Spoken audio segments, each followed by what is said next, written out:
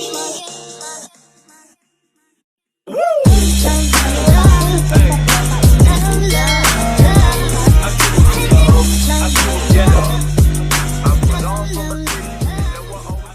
semuanya, welcome back to my YouTube channel. Jadi, konten hari ini pasti udah ditunggu-tunggu sama mahasiswa hukum nih.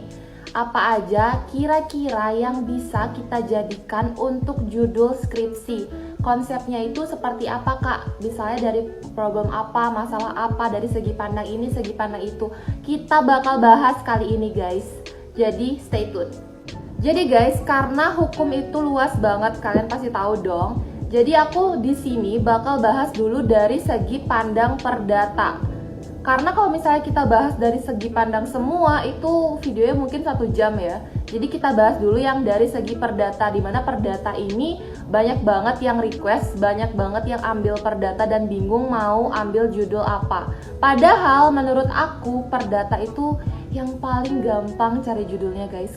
Menurut aku hukum perdata ini juga kalau misalnya kalian mengamati sekitar kalian, itu tuh pasti kalian baca deh dapat inspirasi. Misalnya kalian pergi ke pasar, dari perjalanan kalian pergi sampai ke pasar, sampai kalian udah membeli sesuatu, sampai kalian pulang, itu semua itu hukum perdata, guys.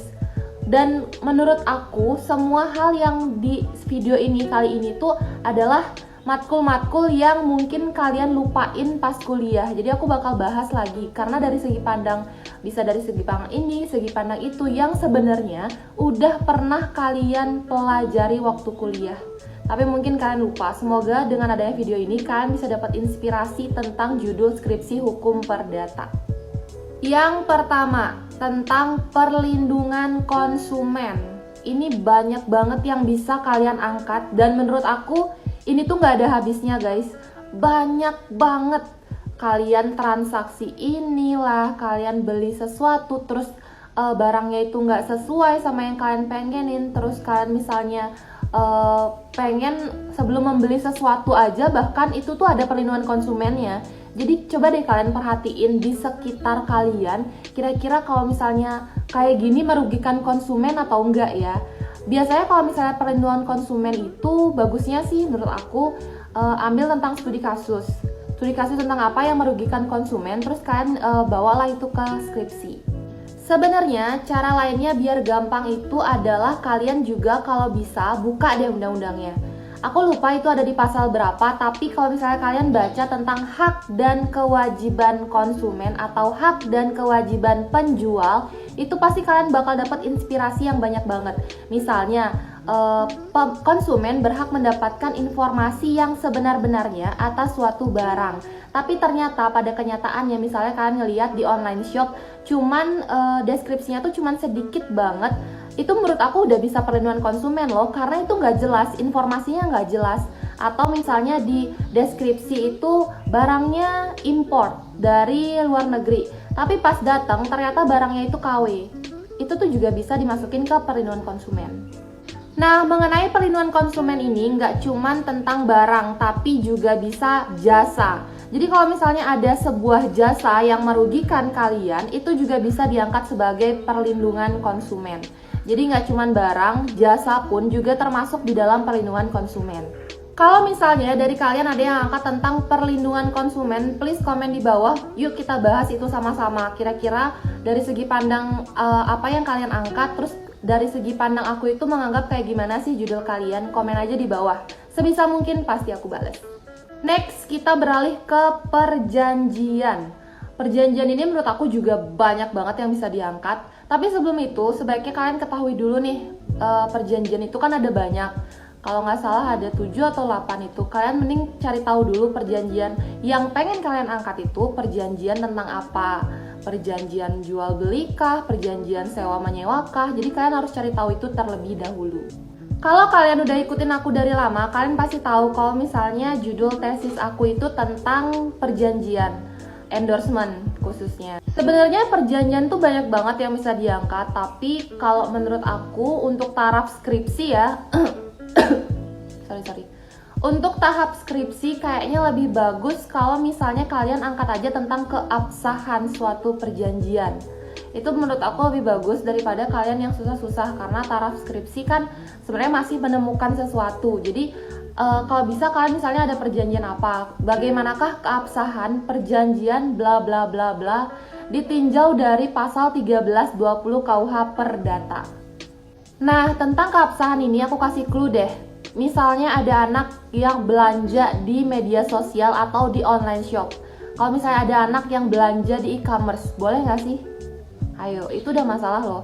Terus yang kedua, misalnya e-commerce atau online shop menjual barang yang seharusnya nggak dijual, tapi boleh dijual, tapi nggak seharusnya dijual. Paham nggak sih kayak apa ya? Kayak cyanida. Kan banyak tuh yang beli cyanida di online shop. Itu sebenarnya boleh apa nggak sih? Itu kalian cari tahu guys. Itu menurut aku udah masalah kok. Kak, kok bahas jual beli sih? Padahal kan lagi bahas perjanjian. No, jual beli itu dasarnya adalah perjanjian. Ketika kamu membeli sesuatu, kamu berjanji kepada orang yang kamu beli. Penjual yang kamu beli itu tuh termasuk juga guys, perjanjian itu, jual beli itu adalah transaksi antara dua orang. Paham gak sih sebenarnya jual beli itu ya dasarnya perjanjian gitu deh intinya. Aku kasih clue lainnya yang bagus banget buat diangkat sekarang secara online. Motor.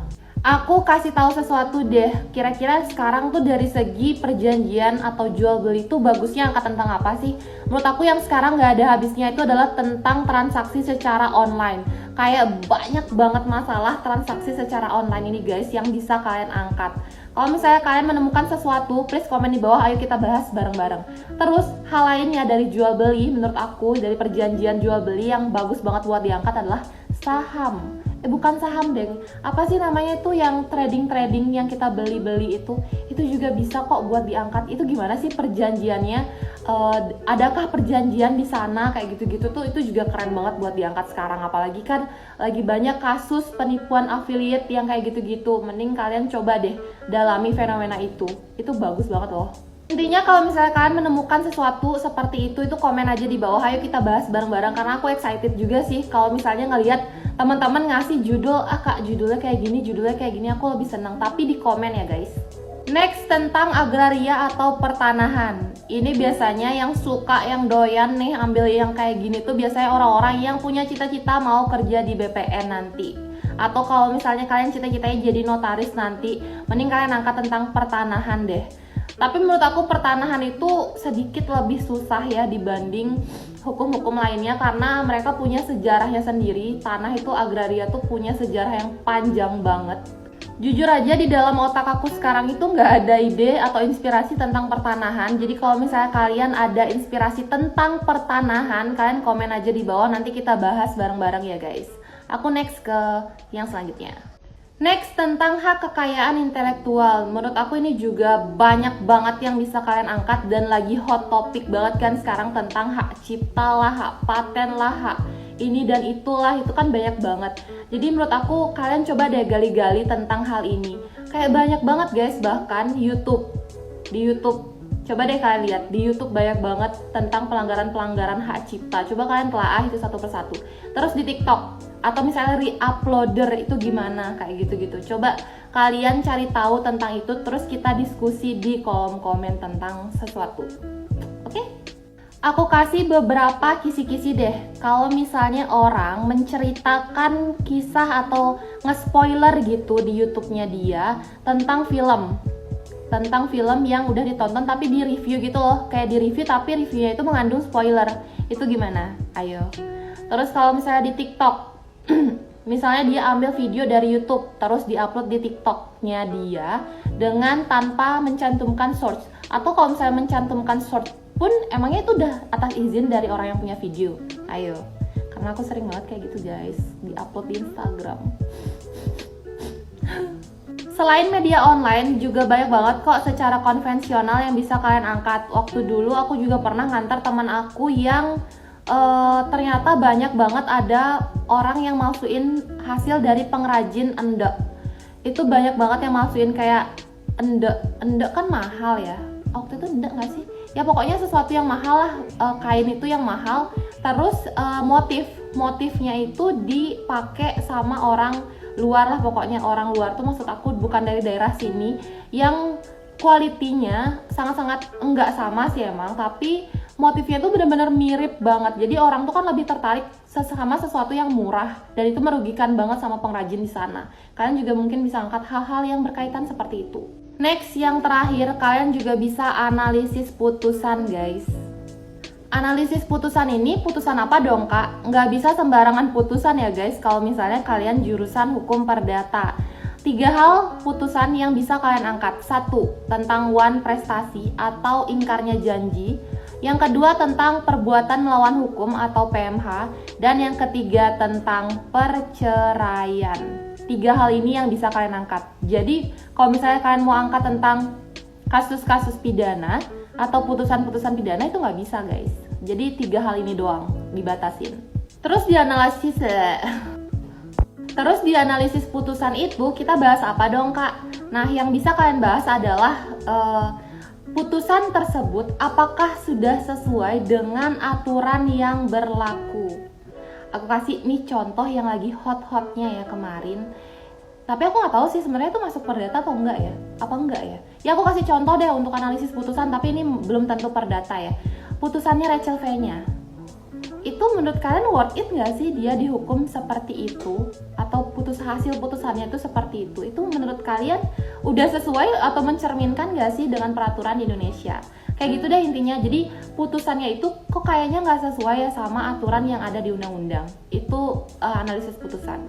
BTW aku bukan hatersnya dia ya, jangan sampai ada oh ini nih ngejatuh-jatuhin Rachel V-nya nih, enggak. Maksud aku itu kan kita sekarang mencari masalah.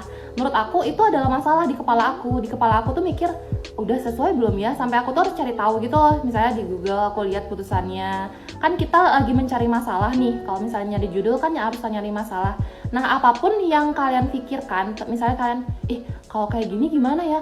Kalau kayak gitu gimana ya? Itu kalian tuangin aja guys. Itu berarti masalah. Ada masalah yang pengen kalian ketahui. Dan siapa tahu banyak orang juga yang pengen tahu masalah itu tuh gimana ya sebenarnya, kayak gitu loh. Itulah sebenarnya poin inti dari skripsi, mencari masalah dan berusaha kalau misalnya ada masalah kayak gitu apa dong solusinya.